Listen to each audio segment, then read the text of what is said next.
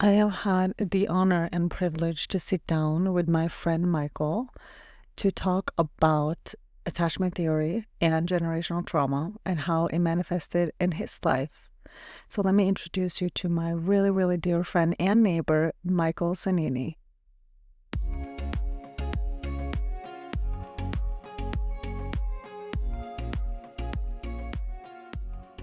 Can I start talking about my version of how you and I met? Yeah. Yeah. So this is like me. I'm just coming back to San Francisco. So I'm moving back to San Francisco. This is happening at the end of September. And prior, I've had these conversations with Ivan if I could just stay at the house that he lives in, the Vibe House with like 5 dudes. I'm like, can I just stay with you guys in the guest room till I kind of like find a place to live? Because like, I mean, it's expensive with the deposit. Like I didn't have shit money when I came here. So Ivan was just a pure angel and was like, yeah, come stay with us. It's fine. Like you don't have to worry about it. Like we'll talk about like a down payment later kind of thing. And that's what we did. But it was just so great for me to be able to come to that house because like I had the year prior, I had stayed there for 2 weeks and I kind of had like started to get to know you guys and like well, I hadn't met you yet, but I knew that there was like a great guy dynamic in that house and everyone was just pretty chill, loved football or soccer, kind of sporty guys. But also like somewhat a little bit nerdy. But I just felt like an immediate connection there. And then I come back the year later and I'm moving into the house and I come into the living room and you're sitting there with Ivan. And I think I had met you the year prior, but you didn't remember. But that it's funny because we just sat down. I think I just sat down with you guys and we have talked kind of consistently since. The conversation started and never ended. Like we're here now. That's so funny to me. What's your version of that? I remember the first time I met you, I just walked into my backyard and you just saw me and freaked the fuck out. Like, I got scared. and I was like, hey, other people live here, right? Are you new here? And then I was just busting your balls and you're just like, oh yeah, no, I know. You just scared me. I was like, well, I'm just like walking to my backyard. It's like, I don't know how that scared you. Hey, I live here. That's so funny to me. And then I realized like a week before, Ivan was like, oh yeah, my friend Maggie, she's going to come stay with us for a little bit. She's super cool. I think you'll like her. And then when you came in, right. We actually got it. And yeah, I felt like we were immediately friends. Dude. Stuff. Okay, just complete side note, and this is so lame, but I'm gonna say it anyways. You know how we got each other on CoStar? Never in my life have I been more compatible with the human being ever. Like when I have gone into like the compatibility and read like about the kind of the match and the mismatch, like we were matching on literally everything. I've never seen that. Do you remember what it was? No. Yeah, it probably is irrelevant anyways, but like that was just the funniest shit to me. But I mean, it's been in the best way, and for us it's just kind of like been this friendship thing, and it's just fucking amazing, and I'm so grateful. Yeah, I've had 2 other people who like got on CoStar. Oh, you're trying to make me feel bad? Since MASH. And it's like one was like a 50% match, right. The other one was like a 30% match. When I saw the 50% one, I was like, oh, that's not that matchy. My only reference was my first one was our match. Yeah. And the second one was like 30%. And I was like, oh, so actually you don't match up like that. I was like, so it's extremely rare. My match with Maggie's being 99%. Like that was great.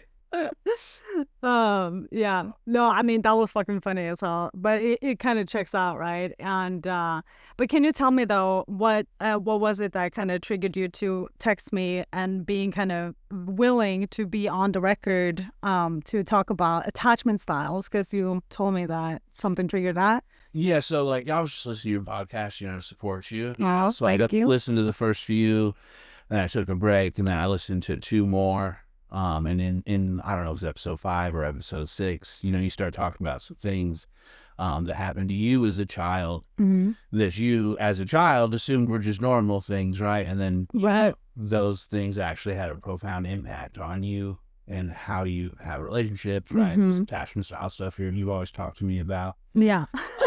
Which I never really dove deep into. Right. Because I just, I have a I'd like to think I'm open with mental health, right? And I've done some therapy in my life, but I'm not super into it, right?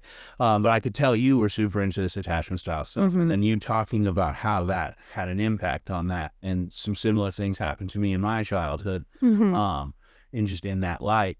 And then then I researched. Okay, let me actually learn what attachment style is. So Right. I found the site, The Attachment Project. Right. Yep. The quiz. They had a quiz, and so I went in blind, just took this quiz. Then I read every single attachment style. The quick little thing they had to educate you on each one and how they're formed or what they are, and when they form and all this stuff. And then I actually saw the one that I felt defined me, and reading that one in greater detail really just it's like a nuclear bomb when one little atom doesn't stop, and it just the ripple effect keeps flowing. Like it blew my mind in some ways, and really cemented in my mind how those things that happened to you when you were a kid helped develop the attachment styles, and I understood why you're so into it now. Yeah, dude. I cannot emphasize enough. Like, I actually have like this weird like tingling sensation going on in my body right now, because like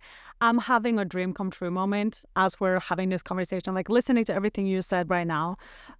It's like this feels like a breakthrough moment for me, because everything you just said, you listened to my podcast, it triggered something in you, you did your research, and now you know more than you did before, and you're kind of like indulging into this like journey of healing, and I get to be a part of that journey, which I'm just like, I'm so grateful for. I feel like it's an honor and a privilege, and I get to do it on record. And I think that's just fantastic. Like, this is exactly why I'm making this podcast. Like, I feel like my mission accomplished. It's happened with one person, and of course, like, if it can happen with you, it can happen with a lot of other people as well. And I'm also grateful to grab that opportunity, have you on my podcast and talk about it, because you obviously, I know you pretty well at this point. My listeners don't, so I hope that they will get a chance to kind of see your story a little bit better today. But I know that you have a very complicated past. And spoiler alert on your attachment, like what actual results were. But if you don't mind me sharing what the results were, you took the quiz, and the results landed on a disorganized attachment style, or a scattered attachment style. That's different names for it, but essentially what that means is that you're a mix of both. You're a mix of the anxious and the avoidant, and it creates some sort of chaos. And it's more often than not people who have experienced severe trauma in their upbringing, or people who land on the spectrum, meaning that you have a very unfortunate background in many senses. And I would love to just kind of talk more about that, because I don't know how much you want to go into detail when it comes to this, but like, let's just kind of talk about it anyways. And you... Yeah, I'm happy to go. Yeah. I mean, so I know that the episode that triggered this conversation was the one where I'm talking about sex and what happened to me when I was young, and the adult behavior that I normalized as play as a kid. This is related to you. Can you tell me your version of what that was? Yeah, similarly, when I was 5 years old, I moved from living with my mother in Stockton, California, to living with my father in a new house he had bought in Modesto, California. And when I moved there, you're a kid, you're playing with new kids. There was a girl I lived near, and in a very similar vein, right? Like, we started engaging in sex as little kids, thinking it's play, like you were talking about, you kids show each other your private parts, right? We were doing that as children to the extreme. Right. And, looking back on it, like, clearly we were just imitating things we had seen in our lives, older adults do when they were alone. That's what we were doing when we were alone. Right. But unbeknownst to me, right, we were having sex as kids. Right. And so, when that was, unlike you, it didn't go hidden my whole life. And after a while, we were discovered in the act, and my parents' reaction to that, was negative. There was some physical abuse in the reaction. But it later in life, even talking to the person, because again, we lived in the same town.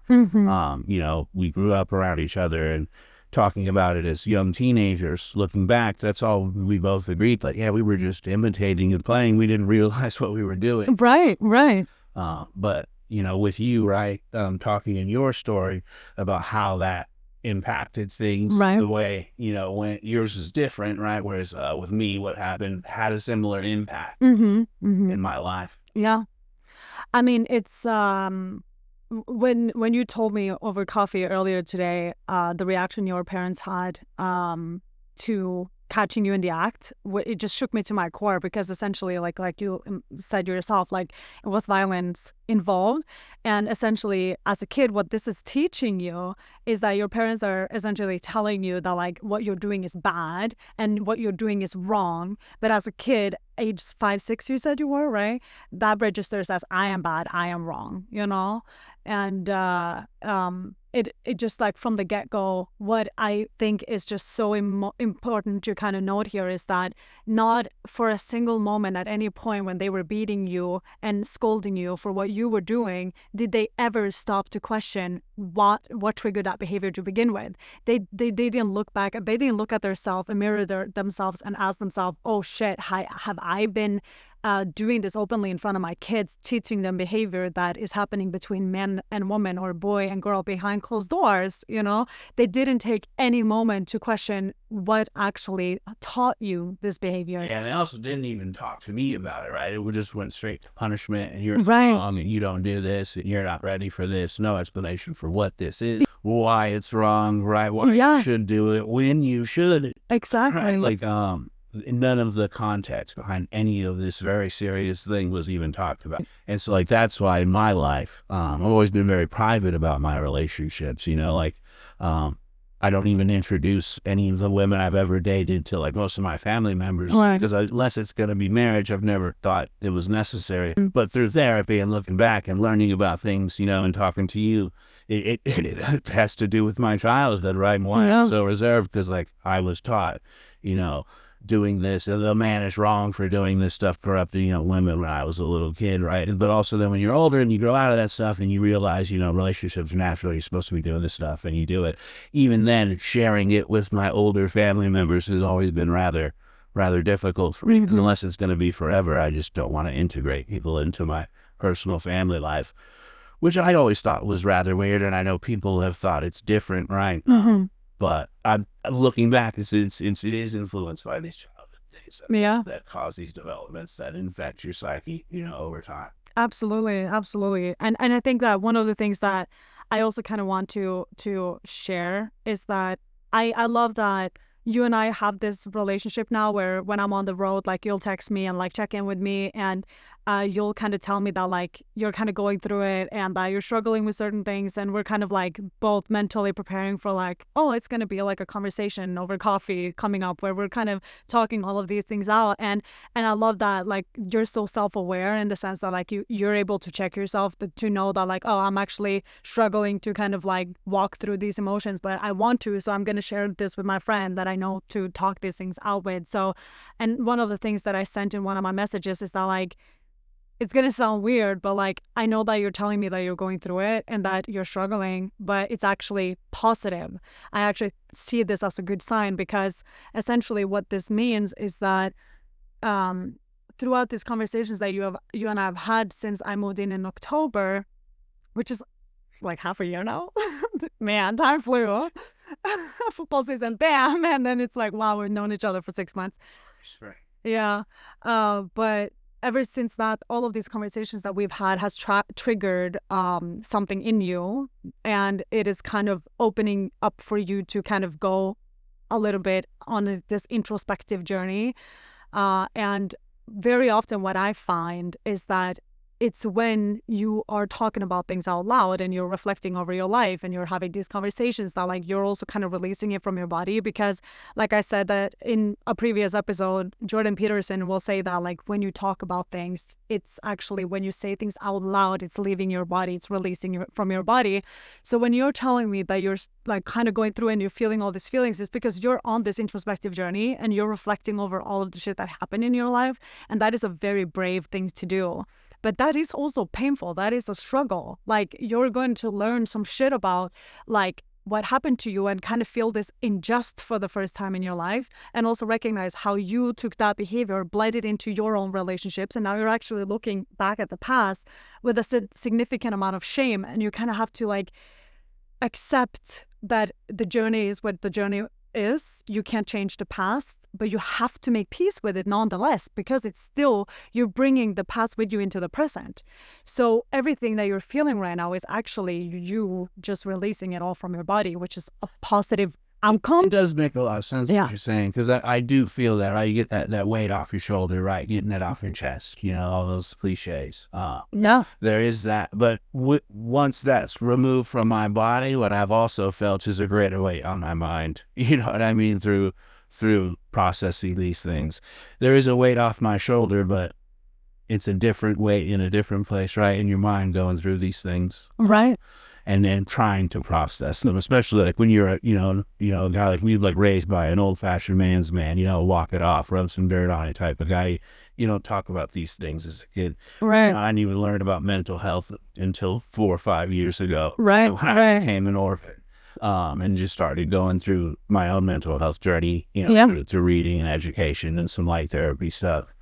You know, it's a different type of weight though, processing it, I feel. Yeah. Which is why they call it work, right? If it was easy, it'd be called play.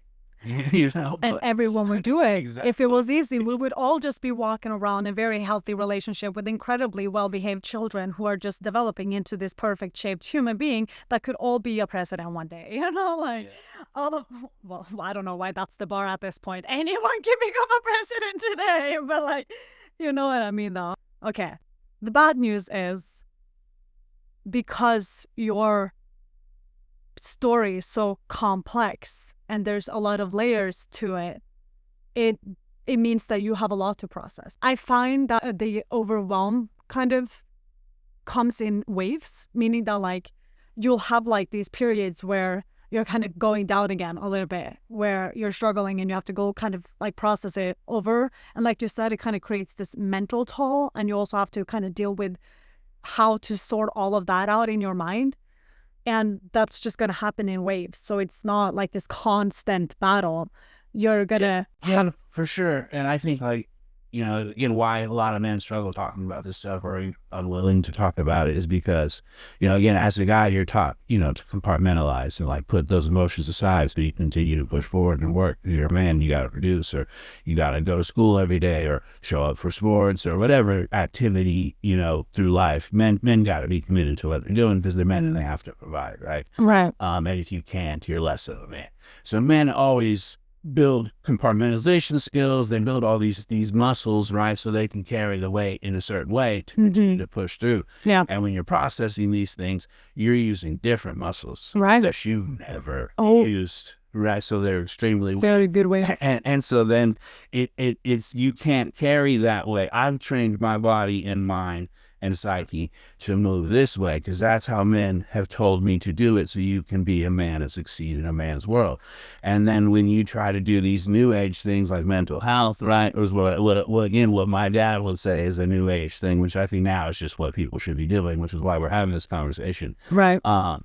You know, it's a whole new muscle system. It's a whole new train of thought system. It's a whole new part of your brain, possibly, right, that you're using, in the brain is a muscle, right? Right. So back to the metaphor, you don't have these muscles. So like when I'm saying it's a different way, that may be kind of what I'm getting at, right? These new things I'm using are weak and they're not trained. And I've trained all these other things. It's easier to use my strong, unhealthy muscles and stay unhealthy. It's easier. Oh my God, you're blowing my mind right now. But with men, like, that's why they don't want to do it, because it's you're hard. Weak. Yeah, it's a whole other, and you win. You're not allowed to be weak, let alone a grown man. Oh my gosh, you're supposed to be having children and providing. You definitely can't be weak. So like when people do it, it's tough, and that's why you randomly get you know, we have these conversations, you know, where we talk this stuff through, because you got to exercise those muscles now if I'm going to be using them. You know, and it's why people, you know, can be fearful of going to therapy, because you're as a man have been taught to compartmentalize and push it aside. I think it's physically, mentally, okay? because the atrophy of never using that side of whatever it may be. Well, not incapable. I want to be able to control the narrative here. But the feeling. Yes, yeah, that's because you feel less than. You feel like because you haven't exercised these emotional muscles, you feel less of a man because you're not strong in this area and it makes you feel weak. And for a man to feel weak is the worst thing ever. And therefore, it's a struggle to talk about these things. But that's why it's so important, because you need to exercise this muscle to become comfortable with talking about these things. Because the thing is, you and I both know that instinctively as a man, you do want to be a provider for your family and for your wife first and foremost, and for your children when that day comes. You know, that is an instinct as a man, actually. This is how we're biologically built. I know that this is also true for you in the sense that, like, you do want a wife and a family because we've talked about these things, but you're scared of a lot of these things, hence your attachment style, right? We'll get a little bit more into it. But ultimately, come to this point of understanding that, like, yeah, you do want these things, but you actually don't think that you are kind of like deserving of or like going to get there. And therefore, it's easier to say, like, I don't actually think that I want this, or I don't actually think that that's going to happen for me, you know, when it's a wound that has yet to be healed. But I love that we are able to kind of have these conversations so that, like, because you often hear me say, like, hey, check your narrative, because that is actually what is holding you from this reality that you want because of your self-fulfilling prophecy. You're already pre-convinced that you're going to fail in your next relationship. So when it fails, inevitably, you will already be pre-prepared for it, kind of. 1,000% when I was educating myself on the disorganized attachment style, right, which I, took the quiz again and had the results tell me that was, but also when I educated myself on all the styles, I immediately was like, that one is me, right? I can tell. In reading it, one of the things that it literally said in the the stuff I was reading was like, your fear that things will fail becomes a self-fulfilling prophecy. Yeah. So not only do you create situations where things fail, going into it, you find things that are going to create a situation where things fail, thus the self-fulfilling prophecy. And that was one of those firework moments in your mind where it's like, yeah, I get that. You always feel these things are going to fail because that's all you ever saw. You know? Like when you mentioned marriage, why I'm so don't think it's ever going to happen for me is just because a lot of factors, but mainly because my parents were divorced from the time I was born. Yeah. I think I've seen my parents in the same room like 4 times in my whole life, and that was a maximum of maybe like 2 minutes. And you can look at the statistics of American marriage is failing at 50 to 60% or wherever. So I had a lot of these things in my mind, right? That tell me a way to feel about that. But in doing this research on this attachment style stuff, right? Maybe it's the self-fulfilling. I think that, thus it is that, right? Whereas if the power of positivity and the power of belief, if I changed, one, how I'm thinking about these things, but 2, how I'm believing about these things, then maybe it doesn't become a self-fulfilling prophecy. Maybe I can't speak it into existence. Yeah, exactly. Because that is the only thing we're actually in control of. It's the narrative that we tell ourselves. This episode is a part 1 of 3 parts because this episode turned into a very long conversation. I have decided to spread it out to 3 separate episodes. So you will hear the continuing of this story in a later episode of Becoming Secure with Max Mindset. Stay tuned. And as always, stay curious and get to know yourself better. If you want to come share your version of how your attachment style manifested itself in your love life, please email me on maxmindset@gmail.com. I can't wait to hear from you.